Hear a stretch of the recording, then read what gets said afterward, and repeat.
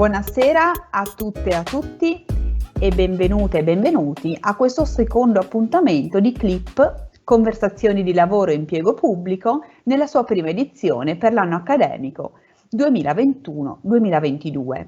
Oggi siamo nella triangolazione in diretta fra l'Università di Udine, l'Università di Milano e l'Università di Macerata. Il tema di oggi è un tema molto denso, molto interessante e ho il piacere di lasciare l'introduzione di questo nostro appuntamento odierno al professor Alessandro Boscati dell'Università Statale di Milano.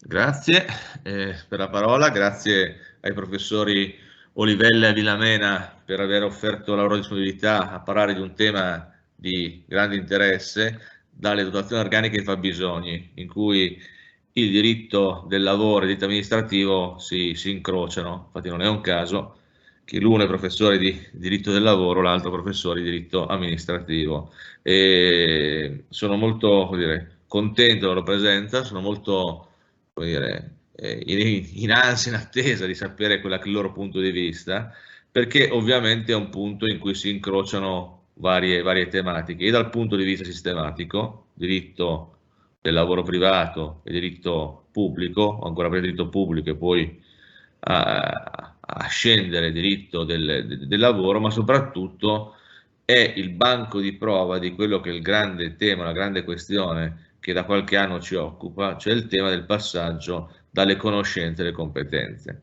Perché proprio in questa redazione di questo piano, che poi vedremo, è uno dei vari piani che l'ordinamento prevede e in qualche misura inserito in quello che è un piano più ampio introdotto dal decreto 80, dicevo il banco di prova, perché il sistema è un sistema che attenzione fortissima durante il rapporto al tema delle competenze, durante la fase dell'accesso è ancora molto improntato, visto anche la volta scorsa, al tema delle conoscenze.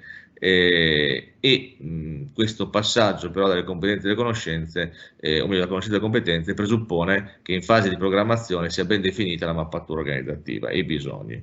La legge Madia ha fatto qualche cosa che io esprimo un giudizio, dopodiché ovviamente sono pronto ad essere contraddetto da una visione fotografica statica a una visione dinamica. In buona sostanza si è passati da quello che è un elemento di mera sostituzione a un elemento volto a individuare di che cosa ci sia bisogno, e quindi un tema di costo, con alcuni elementi che a livello di sistema sono però rimasti in contraddizione rispetto a questo.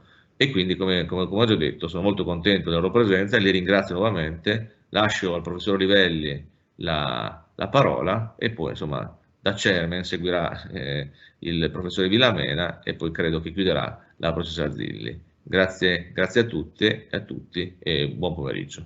Riprendo brevemente la linea per segnalare due novità tecniche rispetto alle funzionalità di questo Teams Live. La prima è la possibilità di utilizzare la chat domande e risposte, per cui potete inviare, se le avete, delle richieste, degli approfondimenti e se possibile riusciremo a interagire con voi durante questo incontro. L'altra funzionalità è che nella chat sempre di questa riunione troverete un form da poter compilare per ricevere una certificazione se di vostro interesse. Il form apparirà durante la riunione, per cui seguitelo con attenzione se siete interessati alla certificazione. E allora davvero ho il piacere di passare la parola al collega e amico Filippo Olivelli per questo interessante appuntamento. Intanto grazie a tutte e a tutti.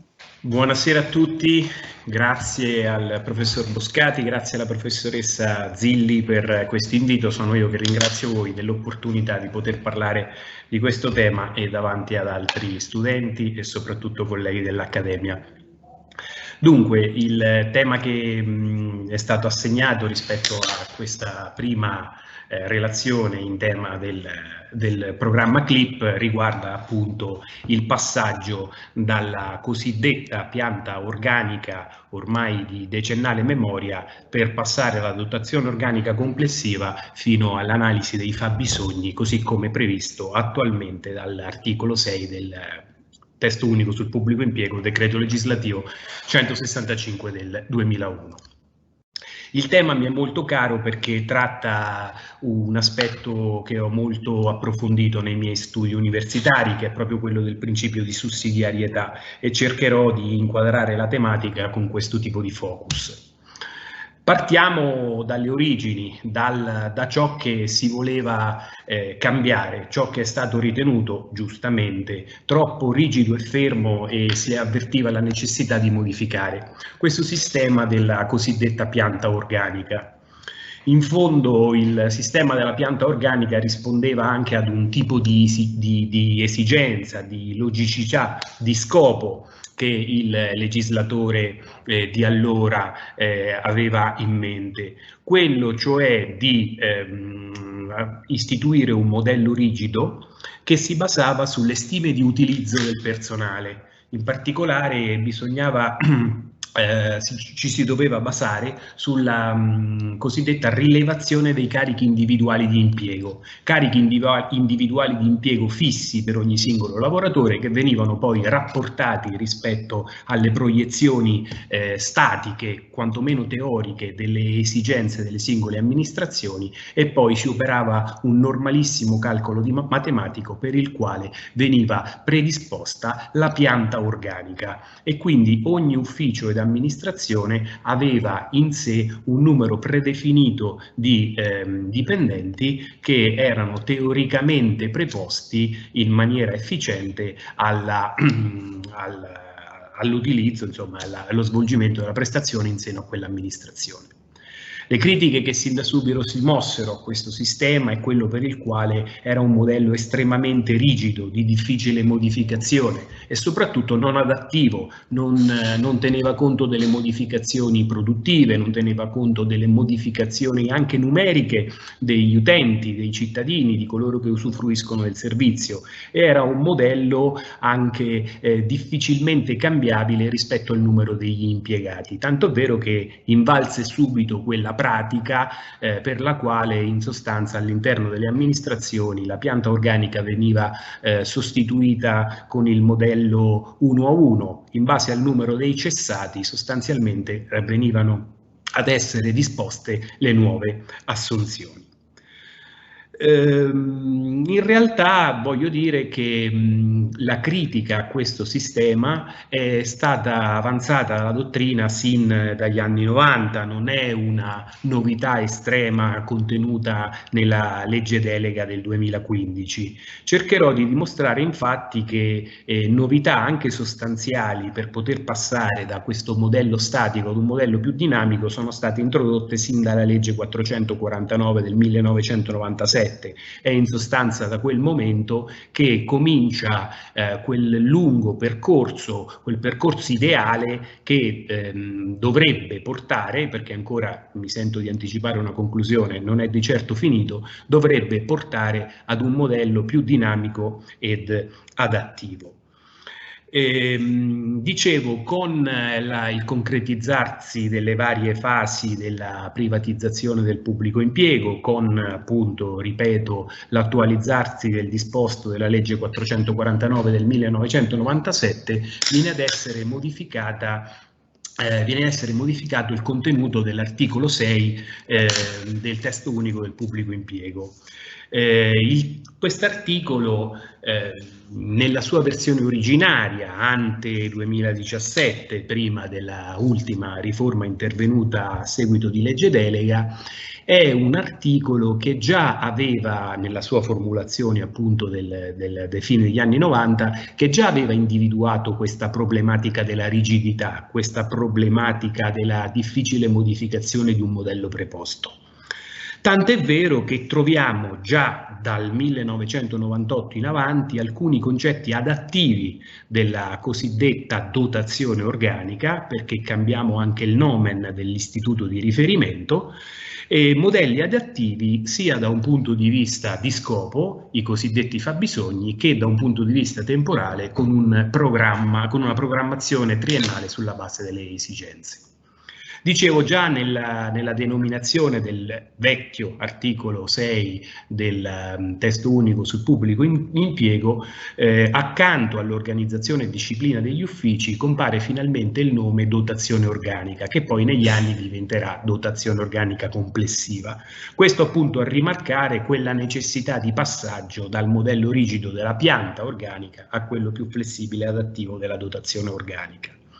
A me pare importante sottolineare questo passaggio storico che c'è stato sin dagli anni 90, proprio a dimostrare e la tensione positiva dell'ordinamento verso uno scopo che penso tutti, anche a seguito delle parole del professor Boscati, riteniamo positivo e maggiormente produttivo per l'amministrazione, ma anche perché purtroppo in senso negativo, se dal 1998 in poi si continua a lavorare su questo tema, evidentemente esistono quantomeno delle prassi interne o delle problematiche interne delle amministrazioni che con molta resistenza e reticenza evidentemente si pongono contro il cambiamento. Il primo comma dell'articolo 6, anteriforma del 2017, da questo punto di vista è estremamente indicativo, perché spiegava che la consistenza delle allora dotazioni organiche doveva essere predisposta previa verifica degli effettivi fabbisogni. Quindi già, come vedete, vi è una premessa che è estremamente attuale, potremmo dire. Altresì quella previa verifica degli effettivi fabbisogni, già dal 1998, doveva essere coordinata con l'ottimale distribuzione delle risorse umane attraverso la sapiente gestione dell'Istituto della Mobilità Interna oppure quello del reclutamento di forze esterne. A fianco a questa prima previsione, come dicevo, il comma 3 dell'allora articolo 6 prevedeva che poi questa dotazione organica dovesse essere sottoposta periodicamente ad una, con scadenza triennale, ad una rivisitazione, evidentemente sulle basi dei nuovi obiettivi, nuovi fabbisogni e quant'altro fosse poi intervenuto. Non mancava anche la fase adattiva che teneva conto delle soppressioni, delle unioni o eventuali modifiche che potevano intervenire all'interno degli uffici, e quindi ogni anno poteva anche essere disposta la modifica di quel piano. Come vedete, compaiono concetti per allora estremamente moderni, quali appunto quello della previa verifica dell'effettivo fabbisogno degli uffici. Ma l'epopea dell'articolo 6 non termina certo con le prime modifiche che vennero apportate alla fine degli anni 90, perché successivamente quell'articolo ha subito delle altre integrazioni. In particolare le integrazioni che poi sono avvenute dagli anni 2000 in poi sono interessanti perché non modificano il modello complessivo della dotazione organica, ma hanno introdotto dei parametri di riferimento che le amministrazioni dovevano seguire nella predisposizione della, complessiva del proprio fabbisogno di personale. Quindi a fianco alla previa verifica degli effettivi bisogni e alla sapiente distribuzione tra mobilità interna e reclutamento esterno, cominciano ad essere introdotti da parte del legislatore ulteriori parametri. Uno di carattere quasi, mi verrebbe da dire, internazionale: bisognava tener conto della dotazione organica degli altri uffici dei paesi di similare funzione nell'Unione Europea. Doveva essere garantita e doveva essere impartita la formazione professionale ai lavoratori, elemento inserito forse non completamente in maniera così corretta all'interno dell'articolo 6, e poi in ultimo veniva anche imposto invece un equilibrio di genere, in quanto dovevano essere garantite pari opportunità anche alle lavoratrici. Quindi, come vedete, nel tempo il legislatore interviene per inserire altri parametri di riferimento che dovevano tener conto della modifica della dotazione organica. L'elemento comunque per me più innovativo che è stato introdotto nell'ambito dell'articolo 6 prima di arrivare al 2017 è un tema anche caro, se vogliamo, al professor Boscati, quello per il quale fu introdotto a seguito del noto decreto legislativo 150 del 2009, insomma una delle riforme Brunetta, fu introdotto anche quel particolare comma, a mio modesto avviso in maniera estremamente corretta, il comma 4 bis, che prevedeva la necessaria previa proposta da parte del dirigente per la predisposizione della dotazione organica, o meglio per la predisposizione del programma, del progetto che poi sarebbe sfociato in quell'atto amministrativo che è l'adozione, l'autorizzazione e l'adozione della dotazione organica. Quel comma, quell'idea, quel passaggio a me sembra che fosse assolutamente condivisibile rispetto alla ratio di cui alla riforma Brunetta, no? Con il noto potere, le note responsabilità, i noti vantaggi e svantaggi che venivano e vengono assegnati ai dirigenti, e a me pare, al di là di una ratio complessiva di sistema, che era un passaggio estremamente necessario ed utile, e qui tornerò anche in sede di critica e di conclusioni, era un passaggio estremamente utile ed estremamente efficace, perché chi, se non meglio del dirigente della singola amministrazione, è il soggetto che meglio può definire la futuribile dotazione organica del proprio ufficio, tanto più che la legge assegna al dirigente, e lo vedremo anche rispetto al nuovo articolo 6, gli assegna il compito di definire gli obiettivi e di gestire, consentitemi l'espressione, tutto il piano della performance.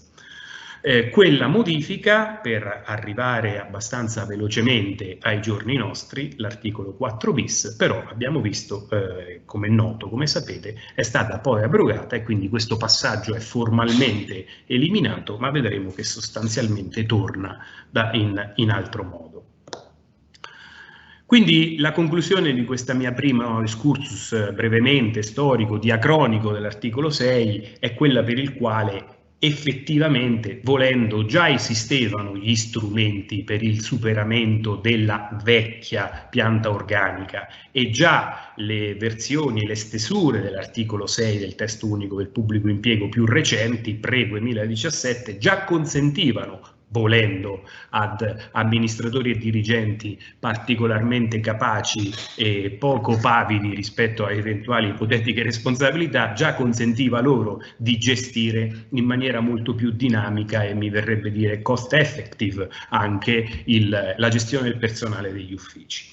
Tant'è, esistono poi delle prassi interne, delle negatività da questo punto di vista, interne all'interno appunto delle amministrazioni, che hanno impedito comunque il completo sviluppo di questo modello.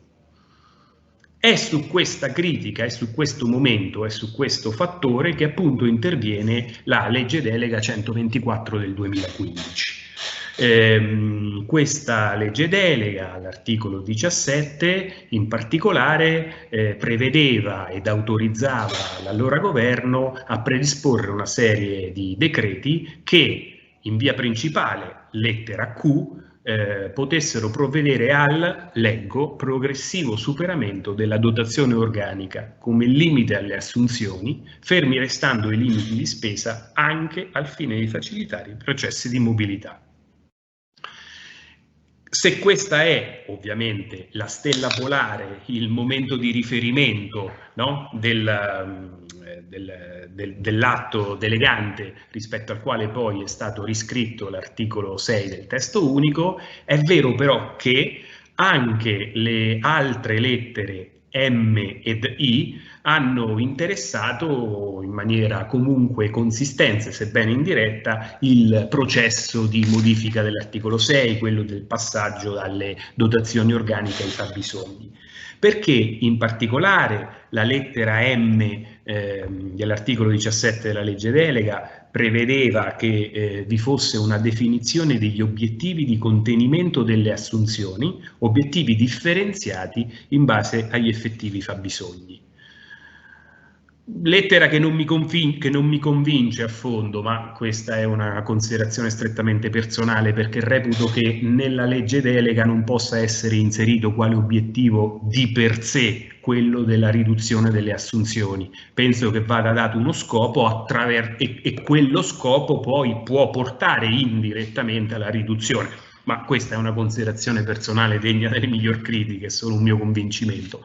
Comunque, in realtà, diciamo, c'è una predisposizione ideologica della legge delega per la quale già la definizione dei fabbisogni e quindi il piano dei fabbisogni avrebbe dovuto portare di per sé al contenimento delle assunzioni.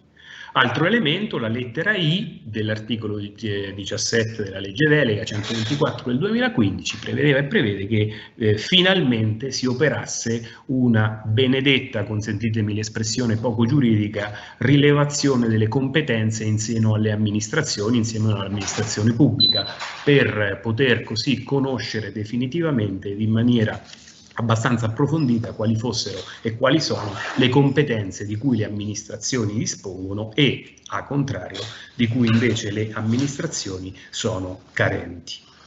Dal combinato disposto delle lettere M, I e Q nasce dunque la riscrittura dell'articolo 6 da parte del decreto legislativo 75 del 2015.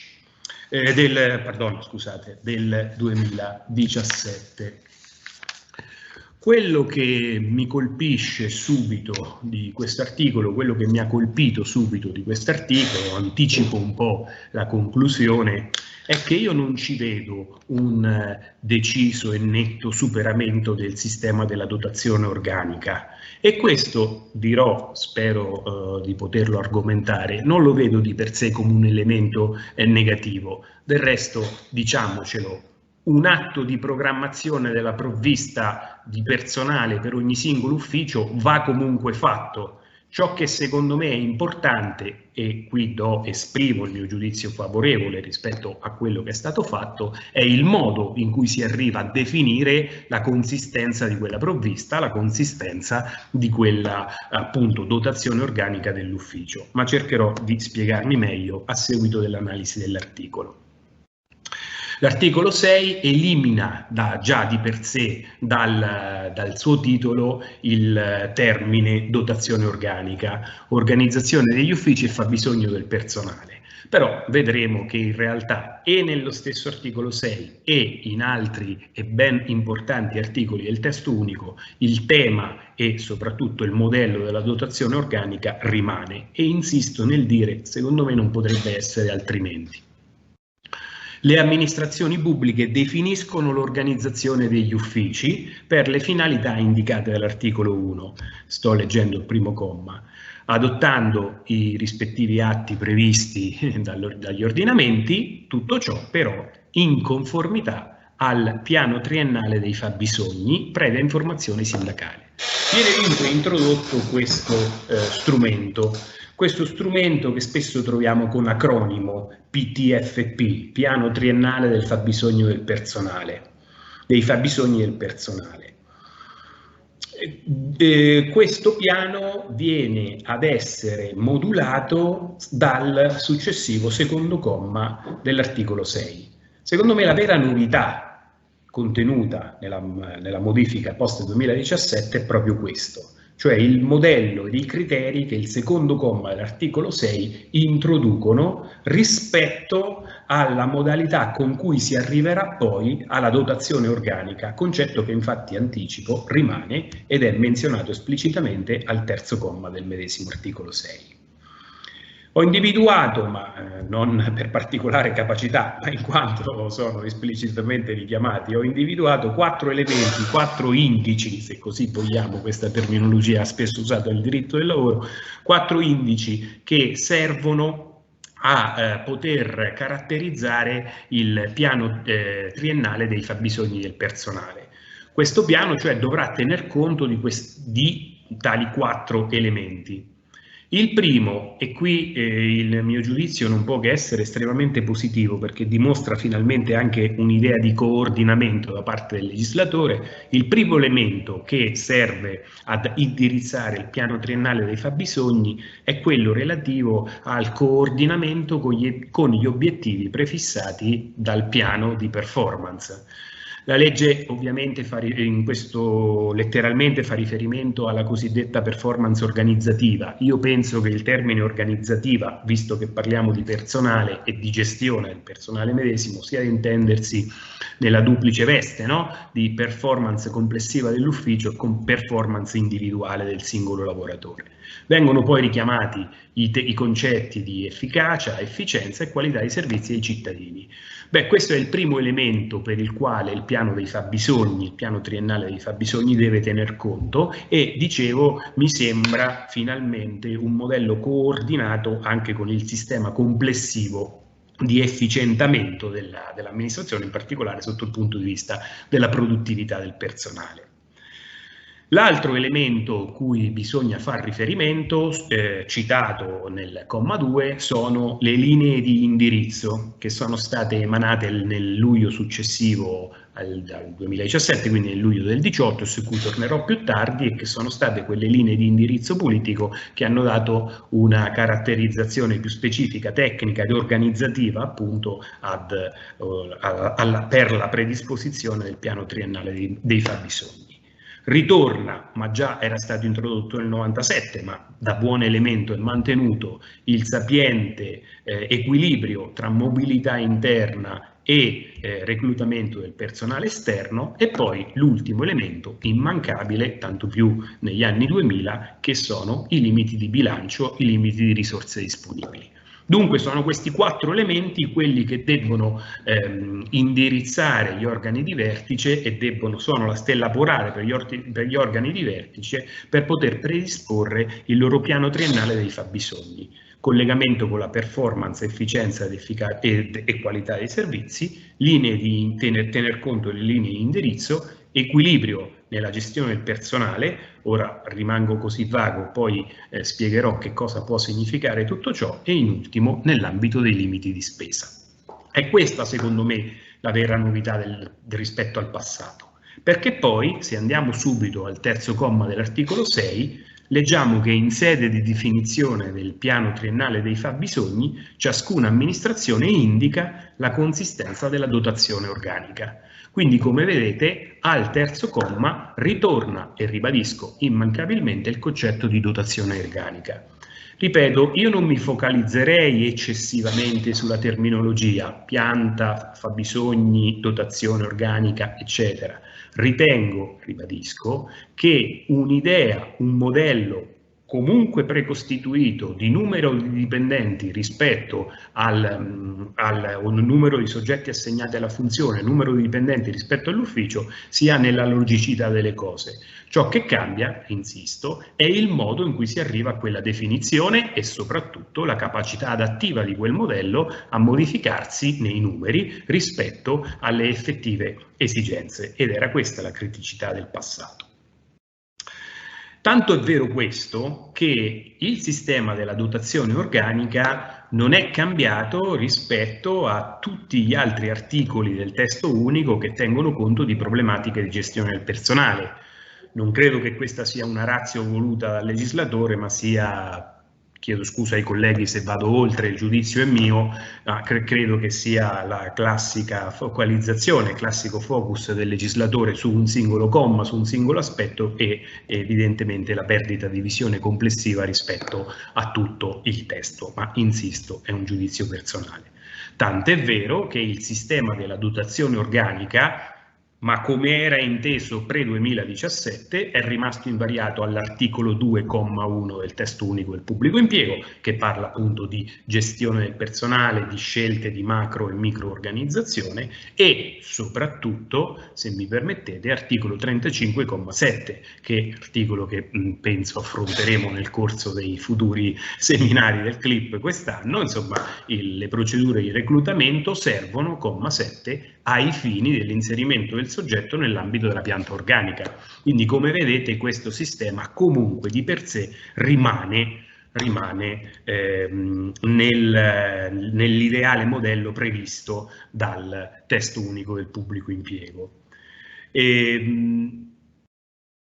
Per arrivare ad una definizione completa dell'articolo 6, terminerò poi dopo con ulteriori considerazioni complessive, viene prevista l'approvazione da parte del Presidente del Consiglio dei Ministri, su cui farò adesso una considerazione, e soprattutto l'aggiornamento annuale del piano triennale. Il comma 6 dell'articolo 6 conclude il processo stabilendo che le amministrazioni che non adottano la programmazione triennale dei propri fabbisogni evidentemente non potranno, come mi sembra logico, procedere con il reclutamento di nuovo personale. Analizzando in maniera più distaccata il nuovo articolo 6, mi sono venute una serie di considerazioni e poi in generale dobbiamo passare alla vera novità, che è il cosiddetto modello budgetario, il modello di budget di definizione del personale delle amministrazioni rispetto al passato.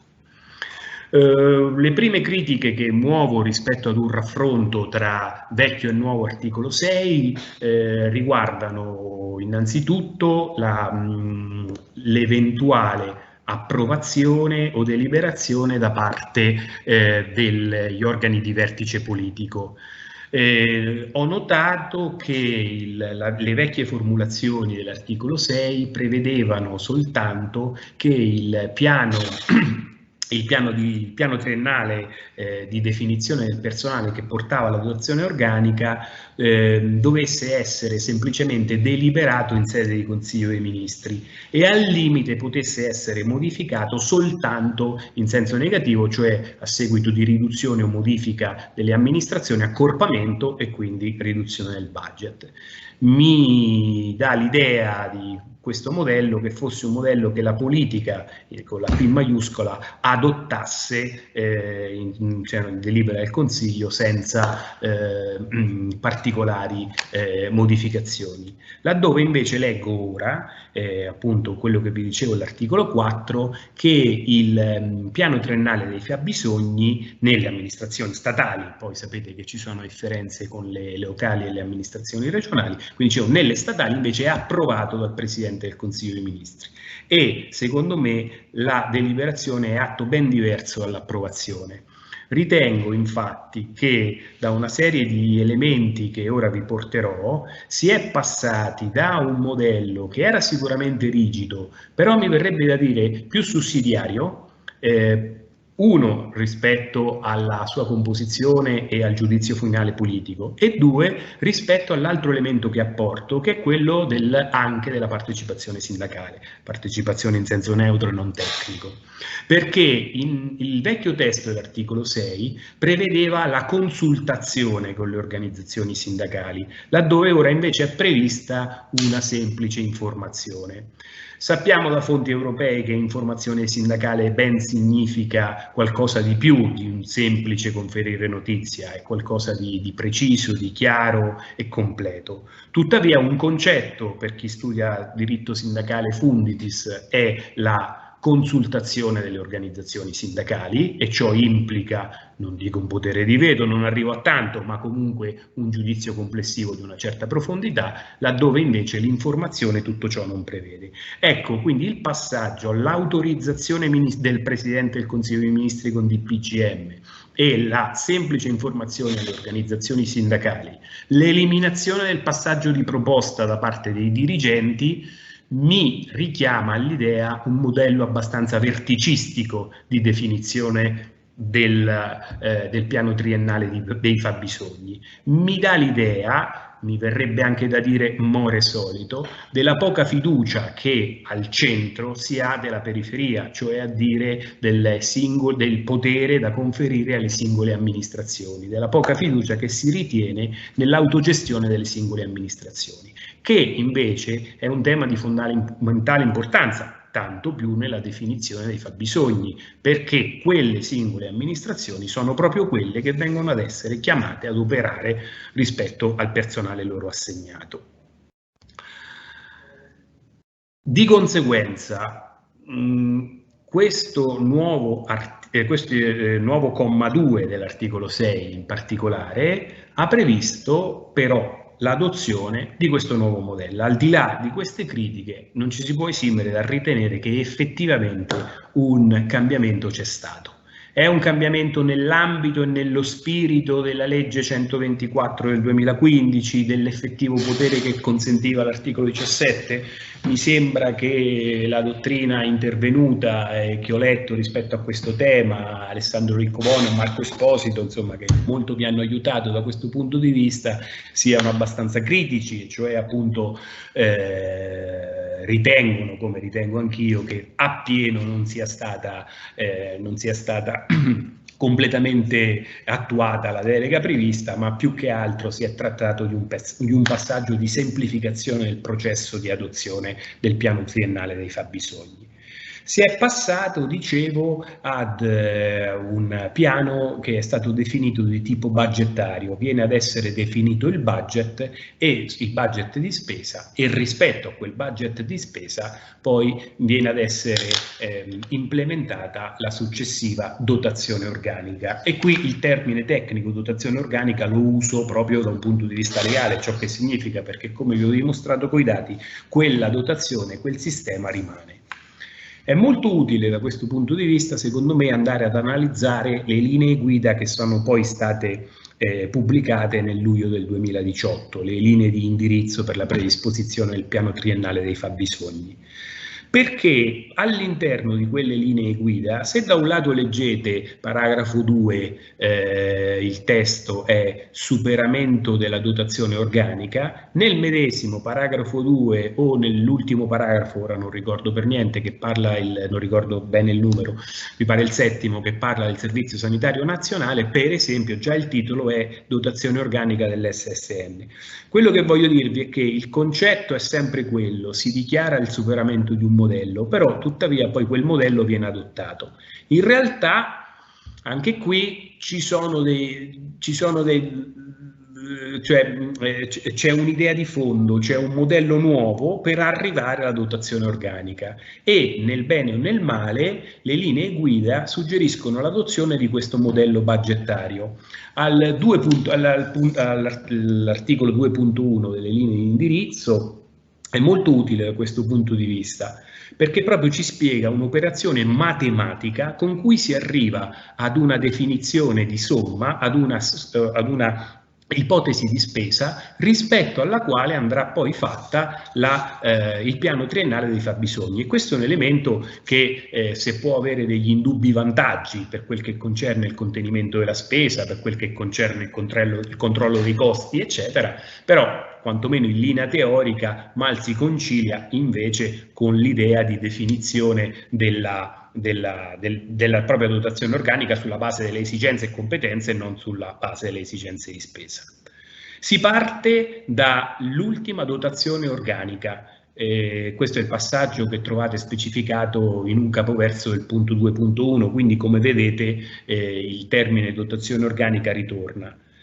Si prende l'ultima dotazione organica che è stata adottata ed in particolare si prende il corrispondente valore di spesa rispetto a tutti i lavoratori, quindi i dipendenti, che rimangono in servizio per il triennio successivo. Eventualmente possono farsi delle variazioni rispetto a coloro che in quel triennio raggiungeranno l'età pensionabile. A ciò vanno aggiunti gli oneri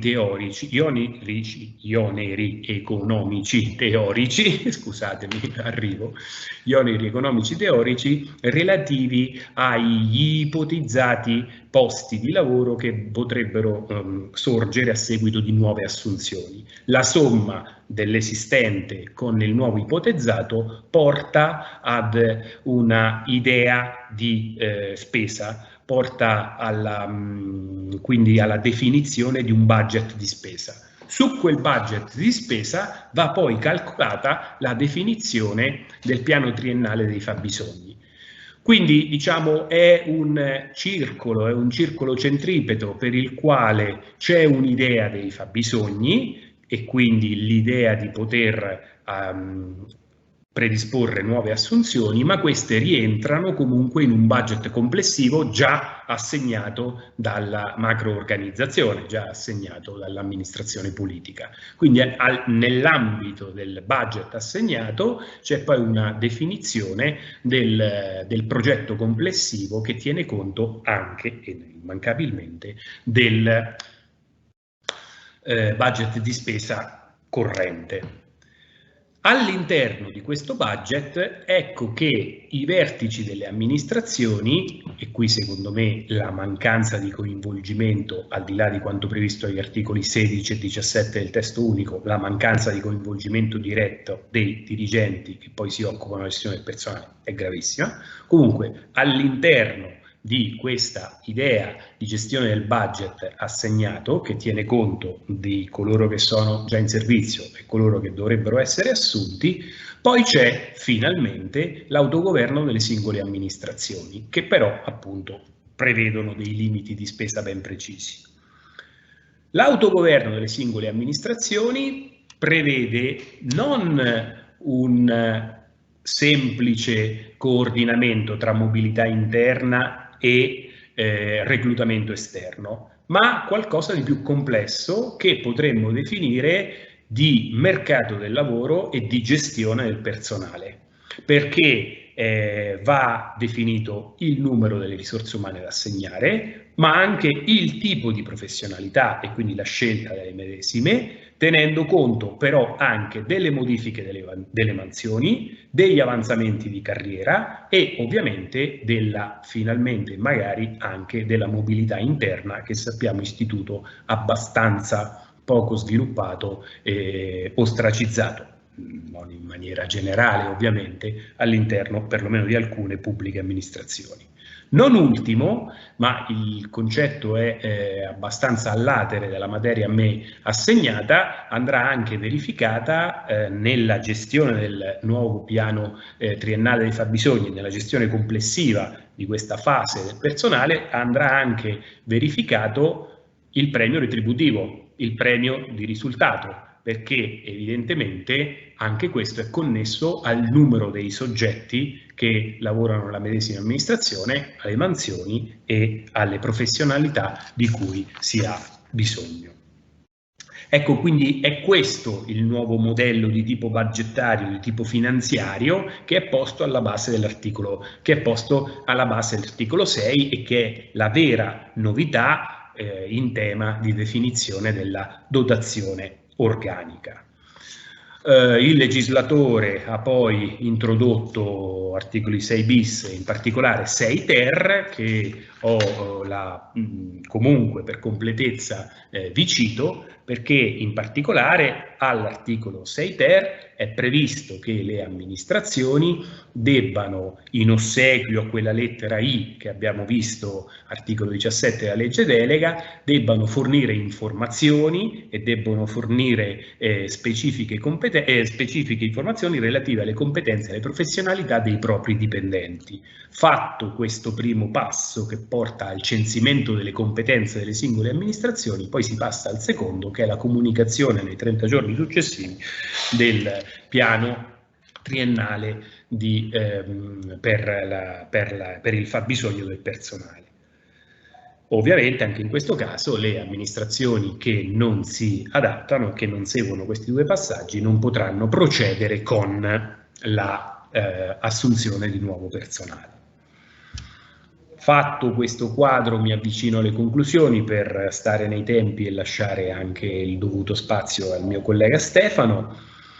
Modeste critiche che muovo al nuovo articolo 17. Non ho mai sopportato quei professori universitari che si pongono sempre in un'ottica di pura critica rispetto a qualsiasi novità legislativa venga a essere introdotta. Tuttavia non posso esimermi da muovere due rilievi che già ho sviluppato nel corso di questa modestissima trattazione. Secondo me l'esclusione dei dirigenti dal processo generale di definizione della dotazione organica è un vulnus grave e questo rientra in un più generale e complessivo problema che è quello della definizione dei poteri tra potere politico, amministrativo, pubblico, ecco, l'ho inquadrato in questo ambito più generale, e potere privatistico che poi viene assegnato ai dirigenti. A me pare veramente uno scarto eccessivo quello di consentire la definizione degli obiettivi, la definizione dei premi, la gestione del personale anche in senso disciplinare, eccetera, e poi non consentire altresì di poter in qualche modo, ripeto, al di là degli articoli 16 e 17, di poter in qualche modo entrare nel processo definitorio della dotazione organica. Rilevo altresì quella problematica di verticismo, ma quello è un giudizio personale relativo alla mia formazione che si basa tantissimo sulla bontà del principio di sussidiarietà. Quindi rilevo questo eccessivo verticismo, secondo me, della norma, che denota ancora una volta la mancanza di fiducia nei confronti delle amministrazioni nella loro declinazione più periferica. E in ultimo rilevo che il legislatore, soprattutto nelle linee guida, pone come obiettivi propri della definizione del piano triennale dei fabbisogni quello dell'individuazione di nuovi fabbisogni e nuove competenze professionali. Da questo punto di vista, secondo me, i tempi sono maturi anche per un aggiornamento delle tecniche con cui il dipendente pubblico rende la prestazione. In particolare faccio riferimento in generale allo smart working o comunque a quelle tecniche per i quali un soggetto può rendere in maniera telematica o distante la propria prestazione, perché nella gestione evidentemente del personale e nella gestione dei fabbisogni evidentemente anche a seguito di pandemia dovrebbe entrare questo tema, che per ora invece mi sembra che quantomeno nei riferimenti all'articolo 6 non compaia. E con questo io concludo il mio intervento di analisi e di giudizio rispetto all'articolo 6, aperto ovviamente alle vostre critiche. Mi scuso se a volte sono stato un po' troppo tranchant, e passo la parola, previo assenso della professoressa Zilli, passo la parola al mio collega di università, professore di diritto amministrativo, professor Stefano Villamena. Ci siamo suddivisi i compiti, per il quale io davo questa visione anche abbastanza teorica, mi perdonerete, della norma e dell'analisi dell'articolo, mentre invece il collega Stefano si occuperà della giurisprudenza sia amministrativa che contabile e di considerazioni di tipo più pubblicistico rispetto a me. Vi ringrazio l'attenzione, vi saluto e passo la parola a Stefano. Ringrazio i professori Boscati, la professoressa Zilli e il professor Billotta. E sì, la presentazione che è già stata fatta alla fine della relazione del professor Olivelli credo che rappresenti bene la prospettiva che vorrei dare al mio breve intervento. Il tema della, programmazione dei fabbisogni è un tema certamente che si lega sia a prospettive lavoristiche, sia naturalmente anche a prospettive più ampie di diritto amministrativo. Il testo unico su pubblico impiego che si occupa di questo tema, quindi il decreto legislativo numero 165 del 2001, è un po' un testo su tanti istituti che si pone, a cavaliere tra il diritto amministrativo, il diritto pubblico e il diritto del lavoro, e naturalmente anche nella sua accezione, per così dire, privatistica. Quindi l'articolo 6, che è stato così ben inquadrato sia nella prospettiva, per così dire, evolutiva che nella prospettiva attuale dal collega Olivelli, è un po' anche esso il segnale di questo istituto, di questi istituti frammisti tra pubblico e privato. E naturalmente il primo punto fondamentale, a mio avviso, almeno nella prospettiva del diritto amministrativo, è che la programmazione dei fabbisogni, quello che è previsto nell'articolo 6 del testo unico, sia anzitutto un profilo, riguardi anzitutto un profilo organizzativo, con riferimento appunto alla prospettiva del diritto amministrativo. È chiaro che stabilire delle regole rispetto all'assunzione del personale, la programmazione dei fabbisogni del personale, alla dotazione organica, eccetera, sia uno degli aspetti, credo, più importanti e forse più trascurati nell'ambito dell'approccio, se vogliamo, orientato al buon andamento, soprattutto all'efficienza e all'efficacia dell'azione dei pubblici poteri. E quindi credo che questa della programmazione, del piano triennale di programmazione dei fabbisogni, possa essere un'altra occasione per cercare di raggiungere, appunto, o comunque per cercare di perseguire più che raggiungere questo obiettivo di efficienza, di efficacia, di buon andamento anche nel pubblico impiego. E questo è il primo dato. Si tratta naturalmente, da un punto di vista strettamente giuridico, di un atto di macro-organizzazione, quindi di un atto che probabilmente, nel caso in cui ci siano delle problematiche legate alla formazione del piano triennale di fabbisogno del personale, dovrebbe condurre alla giurisdizione del giudice amministrativo rispetto a eventuali problematiche, probabilmente. E si tratta poi di un piano che, con riferimento, lo ha già detto bene il collega Olivelli, agli elementi innovativi, si collega direttamente alla tematica della performance. Io qui credo che la riforma Madia, adesso vorrei fare una piccola, anche vorrei portare il mio punto di vista anche rispetto alle cose che sono state dette nella relazione precedente. Io credo che la riforma Madia, da tanti punti di vista, la riforma del 2017 naturalmente, da tanti punti di vista abbia in qualche modo maltrattato la dirigenza e quindi la categoria della dirigenza. Lo ha fatto non soltanto con riferimento alla formazione, appunto, di questo piano che, come sappiamo, come dice espressamente l'articolo 6, è rimesso all'approvazione dell'organo di vertice politico, quindi potrebbe essere la giunta comunale per un comune, potrebbe essere il consiglio di amministrazione per una società pubblica, eccetera, eccetera, o per un ente pubblico. Ma è naturalmente il ruolo dei dirigenti che c'è, è però un ruolo un po' sfornito, insomma, nella prospettiva giuridica di una sua rilevanza in senso stretto.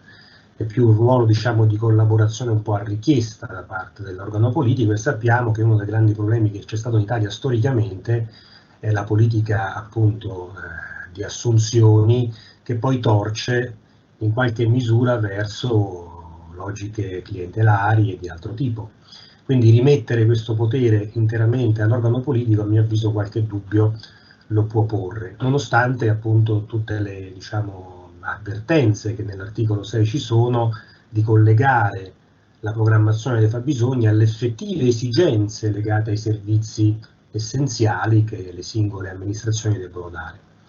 Quindi il primo punto certamente è che la riforma Madia abbia in qualche modo da più parti maltrattato la categoria della dirigenza, ma lo ha fatto anche, se voi ci pensate, con riferimento allo stesso potere disciplinare, perché anche con riferimento al potere disciplinare è stata ridotta la possibilità dello stesso dirigente, per esempio, di combinare delle sanzioni che siano superiori al rimprovero verbale, ma lo ha fatto anche con riferimento al whistleblowing, che prima, in qualche modo era una delle principali, se vogliamo, nella disciplina del 2012, una delle principali competenze dirigenziali. Il dirigente era il destinatario del segnalatore di illeciti, e invece nel 2017 la Madia ha tolto questa competenza, questa previsione con riferimento appunto alla dirigenza, e l'ha rimessa al responsabile della prevenzione della corruzione, che soprattutto nei comuni non può essere un dirigente, peraltro, quindi in genere il segretario comunale. Quindi credo che questa, sottovalutazione della centralità del datore di lavoro pubblico nella riforma Madia sia estremamente accentuata. È chiaramente una scelta, lo diceva già il collega Olivelli, probabilmente non è una scelta che porterà lontano, perché poi se non si coinvolge appunto il dirigente in queste politiche di rinnovamento, eccetera, poi difficilmente naturalmente si può arrivare a delle conclusioni effettive. Ora, quindi la prospettiva amministrativistica è da questo punto di vista abbastanza critica, tutto sommato. Poi nella seconda parte del mio intervento io farò vedere come ci sono già diverse pronunce della Corte dei Conti, sia in sede di controllo, soprattutto in sede di controllo, sia in sede giurisdizionale, che si occupano appunto dell'applicazione di questo nuovo piano, perché poi il punto fondamentale è che qualora il piano non venga redatto correttamente, si possono avere naturalmente anche problematiche di responsabilità contabile e se vogliamo anche probabilmente di responsabilità penale, anche alla luce della riforma dell'articolo 323 del codice penale sull'abuso d'ufficio, che in qualche misura potrebbe anche ridondare o comunque rilevare nell'ambito appunto della fattispecie della predisposizione di questo piano. Ora, molto rapidamente, ora con voi vorrei, anche per seguire uno schema di massima, condividere, se riesco, un piccolo schema che ho predisposto, in modo tale anche da fornire una traccia a tutti coloro che mi stanno seguendo, e andando a vedere un po' in particolare alcuni profili che potrebbero rilevare. Ora vediamo se riesco a fare questa condivisione. Scusate, probabilmente andando a condividere i materiali è successo qualche cosa. Non li condividerò, quindi così evitiamo questo problema. Quindi dicevo, spero che mi sentiate, quindi dicevo che la questione si pone veramente sul crocevia di problematiche sia di diritto del lavoro sia di diritto amministrativo. Nella prospettiva più amministrativistica, un principio certamente centrale che occorre sottolineare proprio nell'articolo 6 del testo unico pubblico impiego è quello della ottimizzazione dell'impiego delle risorse pubbliche disponibili per perseguire obiettivi di performance organizzativa, efficienza, economicità e qualità di servizi. Quindi il richiamo che faceva prima il collega Olivelli, secondo me è un richiamo veramente qualificante. Cioè, una delle novità più significative di questo programma triennale dei fabbisogni del personale rispetto alla normativa del 96, che già si richiamava correttamente, è secondo me il più forte legame che oggigiorno c'è con la tematica della performance amministrativa. E anche qui, solo se si considera la questione non tanto nel testo, ma nel contesto della riforma Madia, si può forse comprendere come proprio con la riforma Madia la tematica della performance abbia assunto un ruolo diverso rispetto al passato, nel senso che è stato fortemente potenziato il rilievo della performance, e qui anche il professor Boscati ho letto con interesse e attenzione i suoi lavori sul tema, se non ricordo male, ma qualche tempo fa, però proprio con riferimento alla rilevanza giuridica della performance nel rapporto di lavoro pubblico. E mi spiego meglio.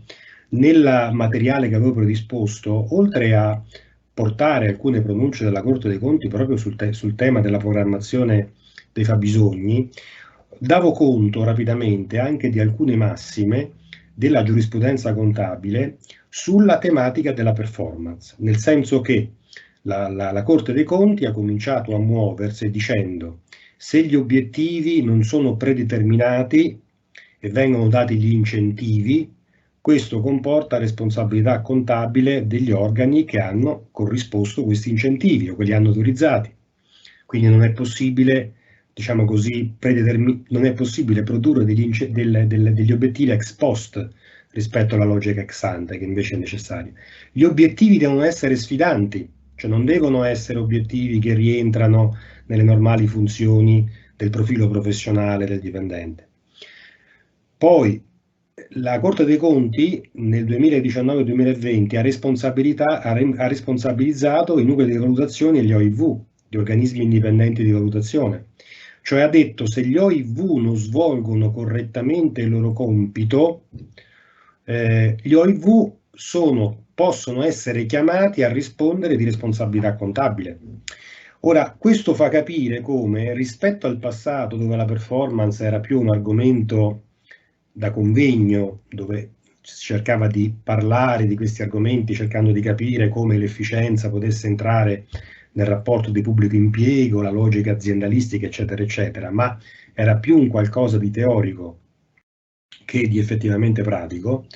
Oggigiorno la tematica del piano della performance e la tematica legata alle conseguenze giuridiche di di un piano delle performance che non tenga conto di quello che sono, diciamo, le indicazioni che oramai dà in maniera vincolante il decreto legislativo 150 del 2009, che come è noto si occupa di questi aspetti e che è stato anch'esso profondamente modificato dalla riforma Madia, anche sul ruolo degli OIV rispetto appunto alla tematica della performance. Ecco, io credo che guardando da una parte questo aspetto, cioè un rinnovato vigore, anzi un nuovo vigore che prima in realtà non ha avuto della performance, collegato al fatto che la programmazione triennale dei fabbisogni deve essere, come dice l'articolo 6, deve essere predisposta in coerenza con quello che dice la pianificazione della performance, eccetera.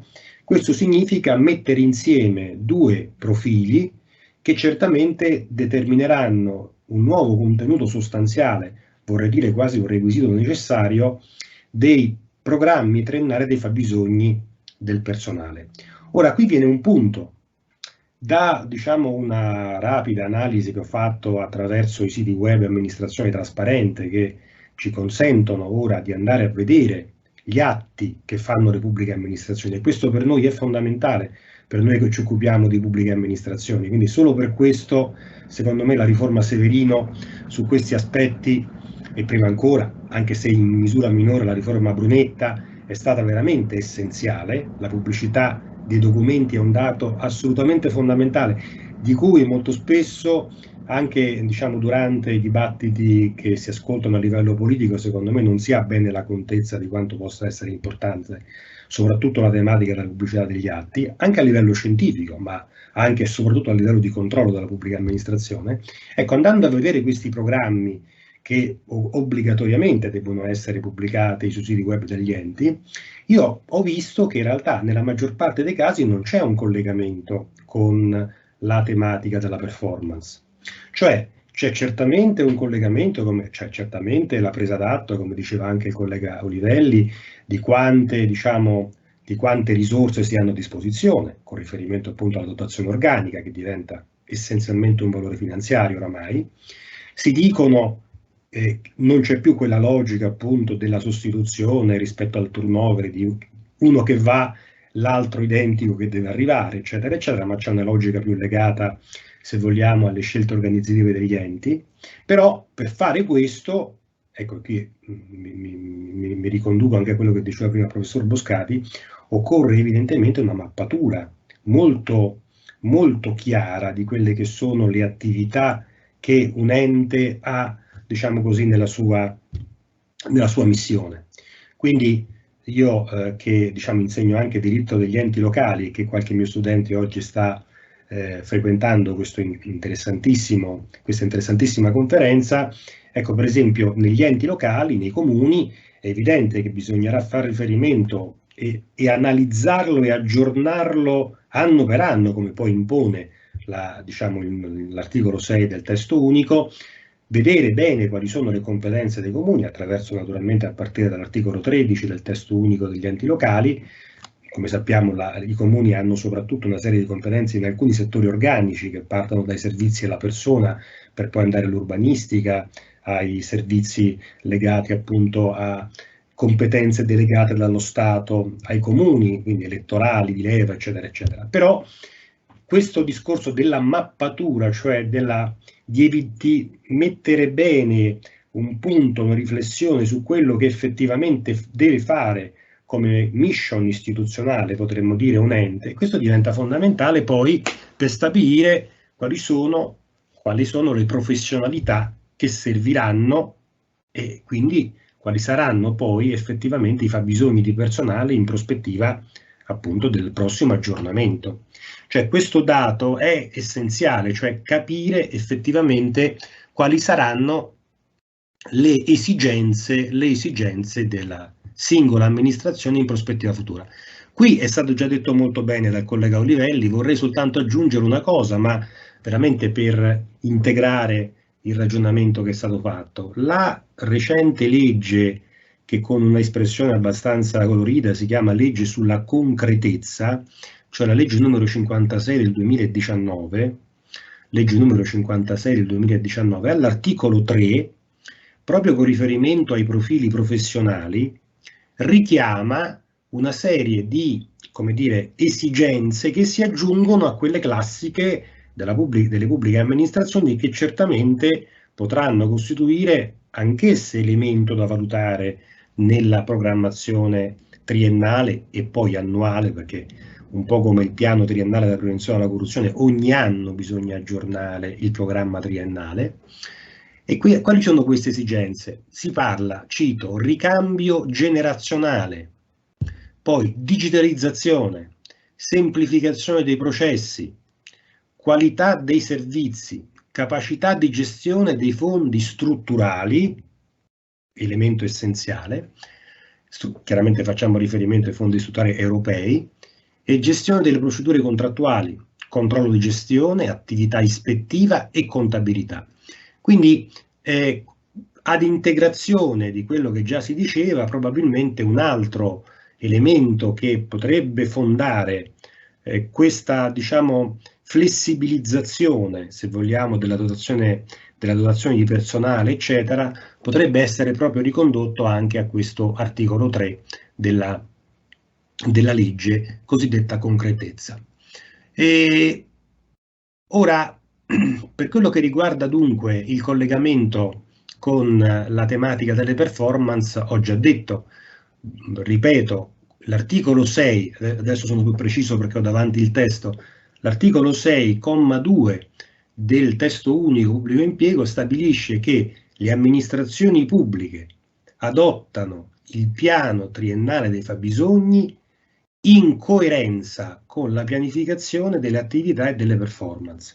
Quindi questo significa che si deve tener conto, bisogna riprendere all'interno del programma la tematica delle performance. Se questo non accade, da un punto di vista strettamente amministrativistico ci potrebbe essere un vizio di violazione di legge rispetto all'atto di pianificazione, perché evidentemente qui non si dà facoltà agli enti, non si utilizzano formule dubitative, ma si dice appunto in coerenza con le attività delle performance che, come dicevo, ha subito questo processo di irrigidimento rispetto al suo valore giuridico di cui prima accennavo.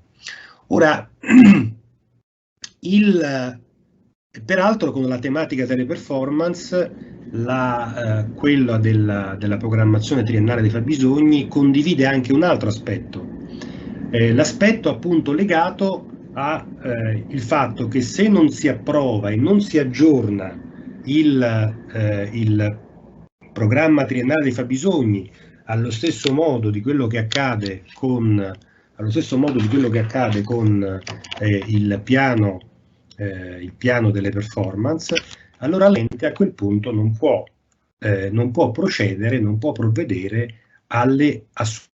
Quindi si fa un divieto nell'uno e nell'altro caso, nel caso che ci interessa, soprattutto contenuto nel comma 6, le amministrazioni pubbliche che non provvedono agli adempimenti di quel presente articolo, cioè dell'articolo 6, non possono assumere nuovo personale. La stessa previsione è prevista anche nel decreto legislativo 150 del 2009, come aggiornato dalla riforma Madia del 2017 con riferimento al piano delle performance. Ora, c'è poi secondo me un altro tema importante da considerare a fronte dei nodi processi che hanno interessato, diciamo così, la gestione dei servizi da parte delle pubbliche amministrazioni. È stato già accennato, ma lo vorrei sottolineare meglio. L'articolo 6 bis del decreto 150 si occupa di un altro tema che non potrà non rilevare nella programmazione triennale dei fabbisogni, cioè delle cosiddette esternalizzazioni. Le pubbliche amministrazioni sono autorizzate, nel rispetto dei principi di concorrenza e di trasparenza, ad acquistare sul mercato i servizi originariamente prodotti al proprio interno a condizione di ottenere conseguenti economie di gestione e di adottare le necessarie misure in materia di personale. Ecco, questo tema che evoca quello delle esternalizzazioni è una tematica su cui c'è, specialmente nel diritto amministrativo, un moto di significativo ridimensionamento rispetto alle fin troppo eccessive esternalizzazioni di alcuni servizi fatte nel passato.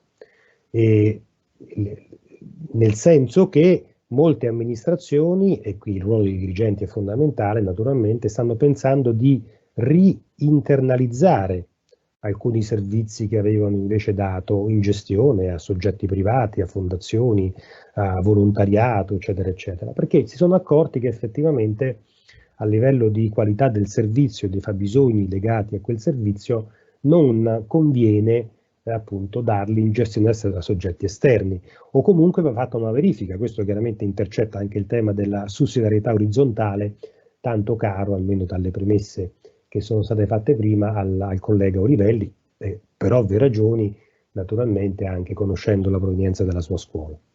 E quindi naturalmente un tema di grande importanza.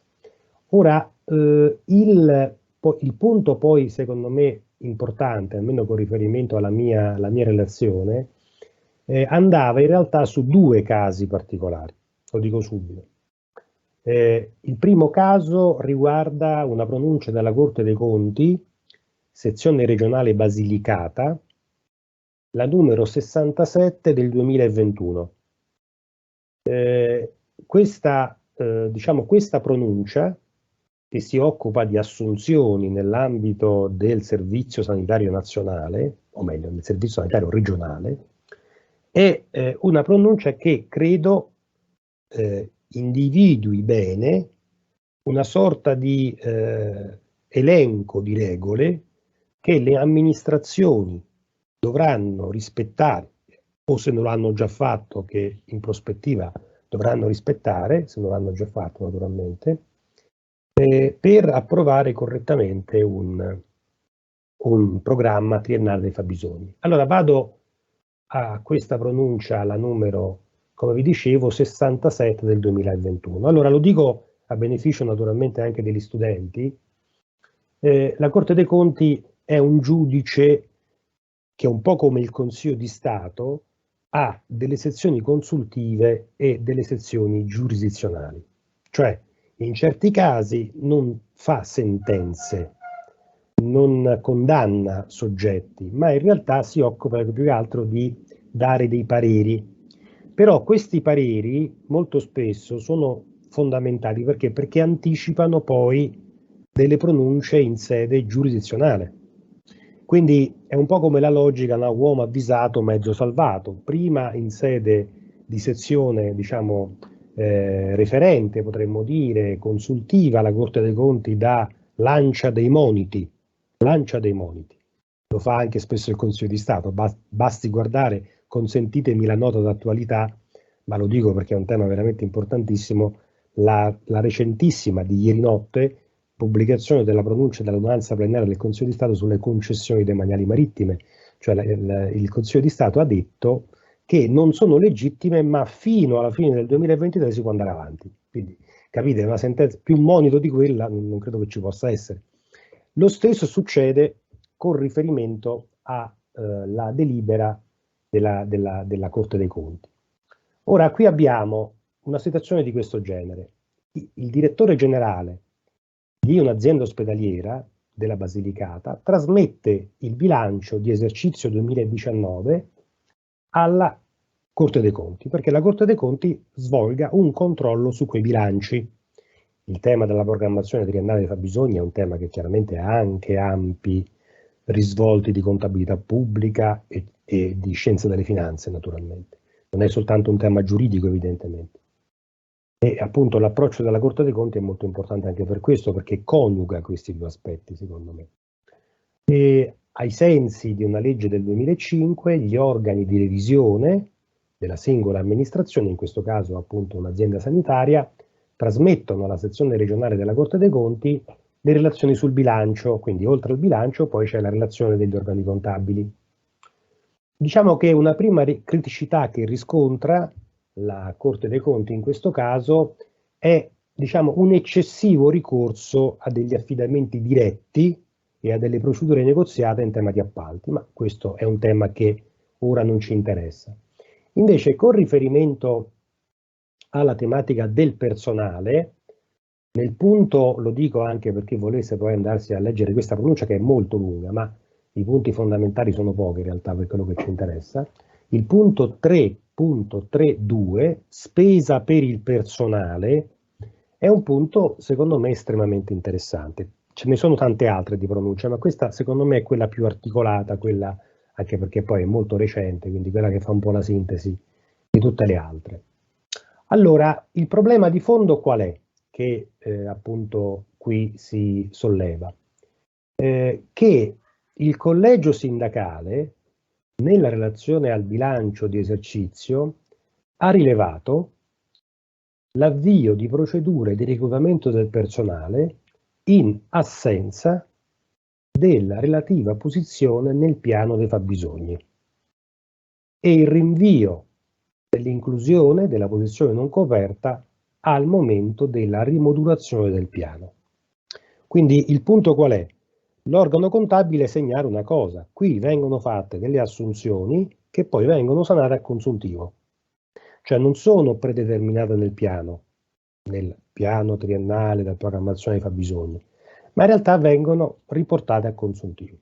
Naturalmente perché l'organo di revisione contabile fa questo rilievo? Perché un po' come l'OIV, l'organismo di revisione contabile lo è già da tempo, è responsabile qualora ci possano essere poi dei controlli rispetto a delle omissioni che l'organo di revisione contabile non ha segnalato, in questo caso alla Corte dei Conti, in sede di revisione del bilancio.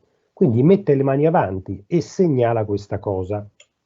A questo punto c'è l'azienda che risponde alla Corte dei Conti, perché la Corte dei Conti pone questo rilievo sulla base di quello che già gli ha detto l'organo di revisione contabile.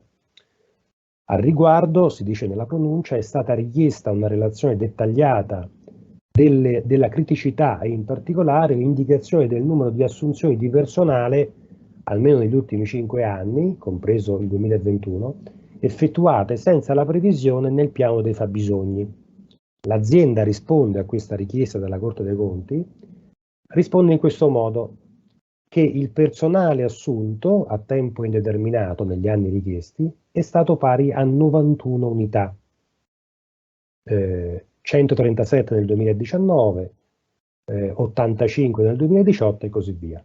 E la Corte dei Conti cosa fa? Ribatte subito: la risposta non è completa perché non viene precisata la distinzione tra il personale assunto al di fuori della programmazione del piano dei fabbisogni rispetto a quello invece incluso.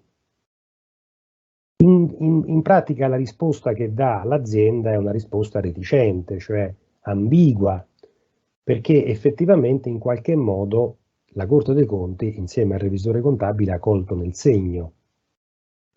Quali sono le giustificazioni ulteriori che adduce l'azienda sanitaria per capire poi effettivamente quanto pesi questa mancata programmazione di assunzioni nel programma triennale del fabbisogno?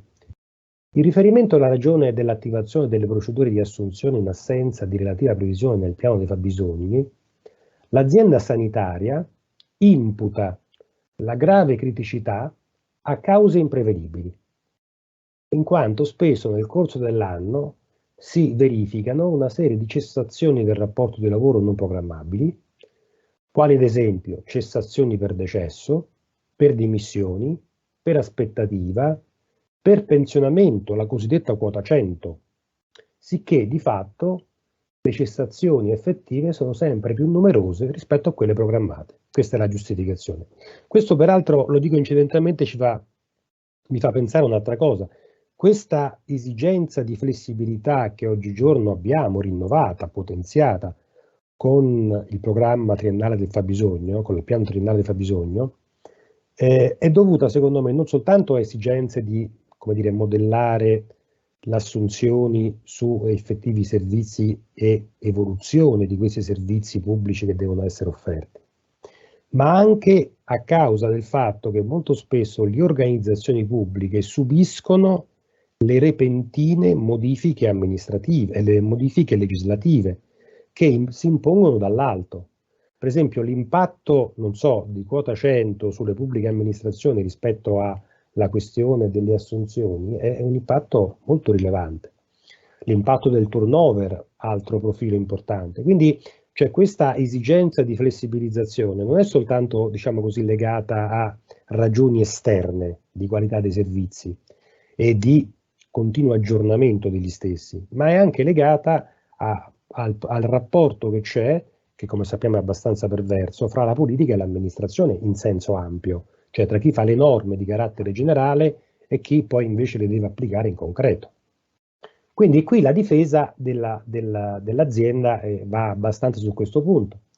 Ciò da una parte consente di rispettare il limite di spesa, dice l'azienda, dall'altra di effettuare assunzioni di personale anche a tempo indeterminato, indicando nel provvedimento che l'assunzione in questione non è stata prevista nel piano perché trova la sua ratio nella cessazione non prevista né prevedibile di personale di pari qualifica e profilo.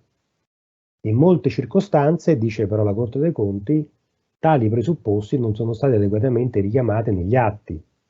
La patologia talora rilevata dal collegio sindacale che ha determinato la richiesta di specifico quesito da parte di codesta Corte è quindi per gran parte ascrivibile alla categoria dei provvedimenti carenti di motivazione. Quindi qui il giudice contabile ci dice si può non rispettare la programmazione dei fabbisogni se si motiva adeguatamente e ci dà secondo me una regola di principio importante. Poi veniamo a quello che prima ricordavo come forse il punto più importante di questa pronuncia. Io qui ho messo un titoletto che poi vi dico rapidamente sulle caratteristiche nel piano triennale fabbisogni del personale, sulle caratteristiche che deve avere questo piano. Le 8 regole da rispettare, non posso dire che è un decalogo perché sono 8 regole. Le 8 regole da rispettare. Allora, mi dispiace un po', li ho cercate, in realtà sono 8. Allora, prima regola che ci dà la Corte dei Conti. Si ricorda che il piano triennale dei fabbisogni è uno strumento di programmazione fondamentale per individuare le esigenze di personale allo scopo di ottimizzare l'impiego delle risorse pubbliche e perseguire obiettivi di performance. Quindi si ribadisce questo aspetto e si riportano una serie di pronunce della Corte dei Conti. Primo. Seconda regola nella redazione dei piani. Il piano deve risultare coerente con la pianificazione pluriennale, nonché con le linee di indirizzo, che già il professor Olivelli ci ricordava, quelle del 2018. Terzo, peraltro ricordo che quelle, lo dico perché probabilmente sono collegati anche, diciamo, dipendenti della sanità marchigiana, che ci seguono sempre, a me e il professor Olivelli, con un certo interesse, per questo lo ringraziamo, sì, specialmente via Teams, diciamo, o altre modalità, per fortuna tutto sommato queste cose ci aiutano, che quelle linee guida, quelle del 2018, prevedono delle particolari misure per il servizio sanitario e anche per le scuole, quindi derogatorie in qualche modo rispetto alle regole generali che invece valgono per le altre amministrazioni. Terza regola che indica questa pronuncia della Corte dei Conti Basilicata. Il legislatore ha disegnato un sistema sinergico volto a responsabilizzare gli enti in fase di programmazione, a garantire i limiti massimi finanziari e la neutralità finanziaria in occasione della rimodulazione. Cioè a dire che se non si rispetta la dotazione organica come valore finanziario, come limite massimo di spesa, questo comporta delle responsabilità contabili per l'organo politico. Questo, se casomai, è una sorta di, come dire, beneficio secondario, tutto sommato, per gli organi dirigenziali che vengono esclusi dalla responsabilità di questo piano. Quarto elemento, è un sistema caratterizzato da flessibilità. Ecco, questo discorso della flessibilità è la Corte dei Conti che ha cominciato in modo costante a in qualche modo a come dire, tramandare. È un sistema caratterizzato da flessibilità, questo della programmazione triennale, che ha determinato il superamento del vecchio concetto di pianta organica, come ci spiegava bene il collega, introducendo così quello di dotazione di spesa potenziale, che rappresenta la spesa potenziale massima sostenibile e non valicabile, imposta come vincolo esterno dalla legge. Quinta regola di principio. Quindi le amministrazioni hanno la possibilità di definire e aggiornare la dotazione organica in base ai fabbisogni, garantendo la neutralità finanziaria della rimodulazione. E questo è la flessibilità, vale a dire, partendo da un dato, da un limite massimo a livello finanziario non superabile, che poi dipende da tanti fattori, dipende come dire, dal turnover, se c'è oppure no, dalle percentuali di turnover, dipende dai resti assunzionali, perché anche nel corso del tempo anche la problematica dei resti assunzionali è stata, diciamo così, ha inciso in qualche misura sulla quota in qualche modo di assunzioni che l'ente avrebbe dovuto fare. La cosa importante poi è garantendo la neutralità finanziaria della rimodulazione. Quindi la rimodulazione significa appunto io posso dare flessibilità all'assunzione in base in qualche modo alle esigenze della pubblica amministrazione. Faccio un esempio. Dove prima avevo per esempio un dirigente che cessa per tutta una serie di ragioni, io posso creare due profili professionali differenti senza qualifica dirigenziale, per esempio, perché quello non mi comporta in realtà un aggravio di spesa rispetto ai limiti finanziari, naturalmente motivando la scelta che è stata fatta. E le motivazioni della scelta, secondo me, possono essere anche fatte anche e soprattutto sul discorso della performance, cioè legandola in qualche modo ad obiettivi, che tipicamente è alla base della performance amministrativa. Quindi, sempre quinto punto, è questo un percorso che compie ogni ente nell'ambito della propria autonomia organizzativa e che per le politiche assunzionali opera ex ante rispetto alla decisione di procedere al reclutamento del personale. Sesto criterio, è uno strumento diretto a rilevare le esigenze delle amministrazioni, si sviluppa in prospettiva triennale, è adottato annualmente in riferimento alle mutate esigenze, sicché la flessibilità propria dello strumento consente di apportare rettifiche motivate in corso d'anno per far fronte a situazioni nuove e non prevedibili. Situazioni nuove e non prevedibili. Questo passaggio, nuove e non prevedibili, evoca in qualche modo una sorta di affidamento che alcuni soggetti potrebbero avere rispetto al piano dell'anno precedente. Cioè se l'amministrazione modifica, aggiorna annualmente il piano e lo fa in maniera immotivata, quindi andando diciamo, a ridistribuire e a modificare l'organizzazione del precedente piano, e se ci sono soggetti che hanno un qualche affidamento, perché il piano non si occupa soltanto delle nuove assunzioni, ma come sappiamo si può occupare anche delle professioni verticali, per esempio, si può occupare delle mobilità e così via. Ecco, se ci fossero problematiche di questo genere, io credo che probabilmente davanti a un giudice si potrebbe immaginare anche una violazione del legittimo affidamento, della buona fede, eccetera. Buona fede che oggigiorno è stata introdotta con il decreto semplificazioni del 2020, il decreto legge 76 del 2020, anche nella legge 241 del 90, all'articolo 1. Si parla anche ora di buona fede, quindi i rapporti fra privato e pubblica amministrazione, e in qualche modo possono essere immaginati anche qui, si orientano al rispetto della buona fede. Settimo criterio, il piano, e qui veniamo forse al criterio più importante della fattispecie che abbiamo visto, cioè assunzioni fatte senza la previsione nella programmazione del fabbisogno, giustificata da ragioni di emergenza, ma molto spesso immotivate, secondo la Corte dei Conti. Settimo punto, il piano è il presupposto indispensabile indispensabile dell'attività assunzionale, non il contrario.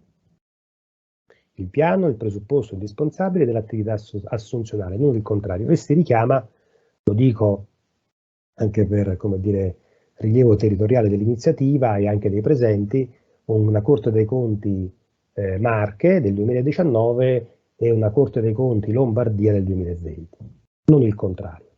Purtroppo non c'è Udine, ma diciamo eventualmente potremo integrare. Poi, ottimo punto per chiudere, si rileva che il mancato rispetto delle suddette prescrizioni comporta gli effetti sanzionatori di cui all'articolo 6, che abbiamo già detto, quindi non si può procedere a nuove assunzioni. Inoltre, precisa la Corte dei Conti, l'inadempimento di che trattasi, involgendo norme imperative, addirittura norme imperative, quindi si richiama quasi l'articolo 55, l'imperatività, diciamo, delle norme sulla responsabilità disciplinare, eccetera, involgendo norme imperative ha ricadute in termini di responsabilità erariale e disciplinare. Infine, come evidenziato in sede istruttoria, l'azienda dovrà provvedere a fornire il dato del personale assunto al di fuori della programmazione del piano del fabbisogno. Quindi la questione non finisce qui, dice la Corte dei Conti. L'azienda deve provvedere a fornire il dato del personale assunto al di fuori della programmazione del piano dei fabbisogni, e questa violazione rileva in termini di responsabilità erariale, quindi passiamo sul lato, diciamo, giurisdizionale della Corte dei Conti, e anche disciplinare, quindi poi con tutti i problemi che naturalmente si possono avere in questo caso quando la responsabilità disciplinare riguarda un organo politico. Sapete, si fatica un po' a immaginare di poter mettere sotto procedimento disciplinare, non so, la giunta comunale che approva il programma, quindi mi sembra una cosa, forse ecco, gli è scappata di mano, però la responsabilità erariale, ecco, la responsabilità erariale certamente rileva. Ora, questa pronuncia poi conclude nella, diciamo, parte finale, nel dispositivo, dicendo, e anche questo mi sembra interessante per far capire il taglio, no, della pronuncia. L'azienda ospedaliera regionale di Potenza, in ordine alle molteplici situazioni di irregolarità e criticità rilevate nella parte in diritto che precede e che si intendono qui integralmente riprodotte, è tenuta entro 60 giorni dalla comunicazione del deposito della presente pronuncia ad adottare i provvedimenti idonei a rimuovere le irregolarità e criticità riscontrate. Cosa si farà? Si farà un'autotutela amministrativa su questo, cioè le assunzioni che sono state fatte che fine fanno? Qui non è dato saperlo. Copia della presente delibera sarà trasmessa al Presidente del Consiglio regionale della Basilicata, al Presidente della Regione Basilicata, al Direttore Generale del Collegio Sindacale dell'azienda ospedaliera, alla Presidenza del Consiglio dei Ministri, eccetera, eccetera. Naturalmente questo anche per far, come dire, muovere la cattiva qualità della performance. Cioè i soggetti che eventualmente sono stati responsabili perché magari hanno dato dei pareri, i soggetti chiaramente che fanno parte dell'amministrazione, che hanno dato dei pareri positivi sulla fattibilità di questo genere di procedure, potranno probabilmente essere loro sottoposti a responsabilità disciplinare, ma anche naturalmente anche da mancata performance. Questo per quello che riguarda questa importante pronuncia che mi sembra, almeno per quello che sono riuscito a studiare sul tema, mi sembra faccia bene la sintesi delle principali questioni in argomento. Poi vado veramente veloce, poi c'è un'altra pronuncia, anch'essa significativa, sempre della sezione della Corte dei Conti, sempre Basilicata, ma stavolta sezione giurisdizionale, la numero 21 del 2019, che riguarda in questo caso invece un giudizio di responsabilità contabile. Perché in questo caso cosa è successo?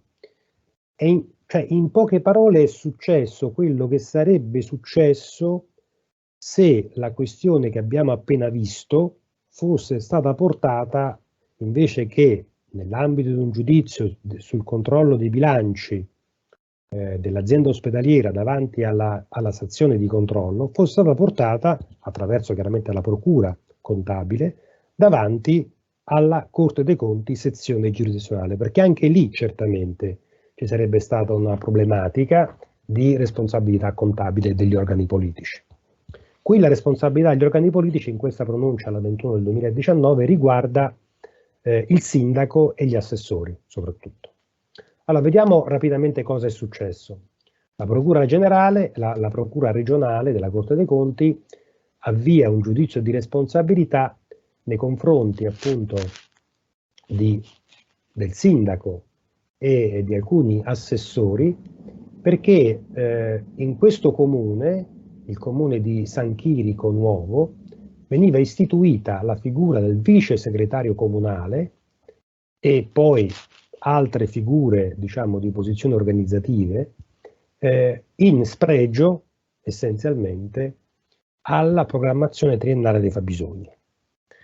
Quindi, essendoci questa, diciamo, mancato riferimento alla programmazione triennale dei fabbisogni, il giudizio si appunta soprattutto sul fatto che a un certo punto queste figure, il vice segretario generale ed altre due posizioni organizzative che erano state create, diventano ingiustificate e ingiustificabili relativamente al tipo di attività che quell'ente presta. Cioè non sono necessarie rispetto già al personale che è presente per le medesime attività. Quindi si crea una sovrapposizione di ruoli, di profili professionali, eccetera, che porta il giudice contabile, vi leggo, diciamo, i passaggi più rilevanti proprio di questa pronuncia, che anche questa è abbastanza articolata, dove appunto il giudice contabile osserva il collegio che la stessa dotazione organica del comune, che all'atto dell'approvazione disposta con delibera di giunta contemplava la vacanza di 2 posti di istruttore direttivo, eccetera, eccetera, è stata poi riempita successivamente, e quindi a un certo punto, soprattutto a partire da un certo anno, il mantenimento di siffatto incarico del vice segretario generale nell'acclarata coesistenza di idoneità professionali si manifesta come affrancato dal doveroso rispetto delle regole di sana e razionale gestione delle risorse amministrative, delle cui pregiudizievoli conseguenze finanziarie in termini di inutilità amministrativa non possono che rispondere coloro che, in qualità di amministratori di tale scelta, si resero responsabili tardivamente pervenendo, come sopra si è detto, ad una ridefinizione dei compiti e funzioni coerente con le reali esigenze dell'ente. Quindi alla fine la Corte dei Conti condanna questi soggetti, sindaco e assessori, al pagamento, diciamo, di una cifra abbastanza rilevante per ciascuno, circa 15.000 euro il sindaco e poi 7.000 euro gli assessori, eccetera, per retribuzioni versate a questi soggetti senza in realtà un reale titolo giustificativo. Bene? E questo a fronte del fatto che l'assunzione che sono state fatte, le scelte, diciamo, assunzionali che sono state fatte, non erano rigorosamente ancorate alle esigenze che probabilmente soltanto una corretta programmazione triennale dei fabbisogni avrebbe potuto rilevare e poi avvalorare. Quindi mi pare che, veramente concludendo, questa tematica della programmazione triennale dei fabbisogni richiederà da parte nostra, lavoristi e amministrativisti, da una parte una, diciamo, certa attenzione alla redazione del piano triennale dei fabbisogni, perché io credo che quella parte sulla performance debba essere maggiormente valorizzata. E poi naturalmente mettere a parte gli amministratori, i funzionari, eccetera, anche di una serie di rischi che si possono correre qualora il piano non venga redatto o le assunzioni non vengono redatte correttamente, perché non si tratta, diciamo così, di un atto di mera programmazione e quindi sostanzialmente talvolta anche insindacabile in sede giurisdizionale, ma di un vero e proprio atto che ha rilevanza giuridica allo stesso tempo di come ce l'aveva, o meglio, che ha acquisito rilevanza giuridica allo stesso modo di come lo ha fatto il piano delle performance negli ultimi anni. e con questo vi ringrazio per l'attenzione. Io ringrazio in ordine inverso il professore Villamena e il professor Olivelli, perché entrambe le relazioni hanno dato, come dire, tantissimi spunti. Così mi tocca dire due parole alla fine, anche perché il professor Zilli altrimenti si arrabbia se non le dico. A parte le battute, credo che le suggestioni siano molteplici. Cioè, se potrei parlare un'altra ora, parlo 1 minuto e mezzo, perché allora, l'elemento ovviamente che è emerso è l'importanza primaria del dato organizzativo. Cioè, già Massimo Giannini, non uno a caso, diceva prima di tutto sulle funzioni, e quindi fondamentalmente prima di tutto c'è il dato organizzativo. Dato organizzativo che rappresenta la stella polare di ogni decisione, quindi questo è l'aspetto, come dire, importante. Una cosa che ha detto il professore Villamena che mi ha fatto molto piacere, perché è un mio pallino, è il tema della reinternalizzazione. Cioè, io sono convinto che in molti casi occorra reinternalizzare, anche perché questo, lui con garbo non l'ha detto, secondo me evita tante altre problematiche di appalti e cose strane che possono succedere durante gli appalti, anche perché il costo di servizio minimo, vuol dire, è dato dal mercato e non può essere al di sotto di certi profili. Ovviamente è emerso in maniera estremamente chiara il piano triennale è legato agli altri piani della performance in primis, e poi adesso vedremo questo piano integrato di attività di organizzazione sopra i 50 dipendenti come procederà. Ovviamente i tempi mi sembrano abbastanza stringenti. Ovviamente questo tema della programmazione del fabbisogno presupporrebbe anche una valutazione della formazione del personale già dipendente, i due elementi che devono andare in sinergia, e sotto questo profilo è già emerso anche la volta scorsa, emergerà, e comunque io lo dirò sempre quando mi capita, il nuovo Common Office del 52 mi preoccupa molto, laddove era introdotto le progressioni verticali di fatto, perché va contro quelli che sono questi principi, perché insomma si reiterano quelle che sono prassi del passato, secondo me c'è un rischio molto forte, cioè di uno scivolamento verso l'alto a prescindere da quella che è l'esigenza organizzativa. Se fossimo nel privato nessuno promuove, poi riorganizza, prima riorganizza e poi eventualmente fa le scelte sul piano personale. Questo è l'aspetto. E poi c'è della performance. Della performance sì, c'è questo legame, ma si gioca tutto sul problema degli obiettivi, sul tema degli obiettivi. Obiettivi dati troppe volte in ritardo e troppe volte in maniera generica. E quindi questo, e anche prima è stato fatto un accenno al lavoro agile, la grande sconfitta del lavoro agile, o sconfitta comunque di dimensionamento, è dovuta a questo, cioè la mancanza di cultura organizzativa che portasse a questo risultato. Ho avuto un vivace dibattito proprio l'altra mattina alla SNA, dove io decretavo sostanzialmente il fallimento dell'esperienza del lavoro agile, quello non era agile, era da remoto. Mi sono preso del filo brunettiano, cioè semplicemente io credo che il ministro abbia preso atto di una situazione, insomma non credo, insomma, io non sono figlio di nessuno, sono di me stesso, ma c'è un dato. Chiudo con un aspetto che riguarda la dirigenza. Ecco, su questo è vero, la dirigenza è uscita in parte dimensionata, anche perché la riforma della dirigenza è stata non è stata emanata, ma anche perché la Corte dei Conti è stata estremamente chiara nel fare alcune censure. La Presidenza dei Ministri ha ritenuto di approvare il decreto delegato e magicamente la notte dopo o la mattina la Corte Costituzionale ha depositato la sentenza con cui indicava che c'era un problema sulla legge delega. Dopodiché lì era un tema politico, perché era la legge delega, non il decreto delegato, che non è stato approvato e non si è voluto andare avanti. Ecco, sul piano strettamente tecnico, sì, vero che l'articolo 6 parla del ruolo degli organi di vertice, ma il 16-17 del 185 parlano di un potere di proposta.